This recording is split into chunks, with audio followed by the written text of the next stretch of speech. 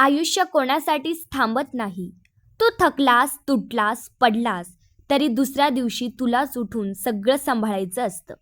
लोक सुरुवातीला खूप जवळ येतात, काळानुसार तितक्यात सहजपणे दूरही जातात आणि हे सत्य स्वीकारायचं, कारण कोणाचंही वागणं आपण बदलू शकत नाही. आयुष्यात कधीकधी आपण चुकीचं काहीच करत नसतो मित्रा, पण तरीही चुकीचं ठरत जातो. तेव्हा समजतं जगणं योग्य आणि अयोग्यापेक्षा परिस्थितीवर जास्त घालतं विश्वास. तो एकदा तुटला की परत आधीसारखा निर्माण होणं जवळजवळ अशक्यच असतं. काहींना फक्त त्यांच्या सोयीचा आपण हवे असतो. आपल्या दुःखात किती जण खरे उतरतात हे आयुष्य नेमकं दाखवून देतं. आणि महत्त्वाचं म्हणजे काही गोष्टी पचवाव्या लागतात आणि काही स्वीकाराव्याही लागतात.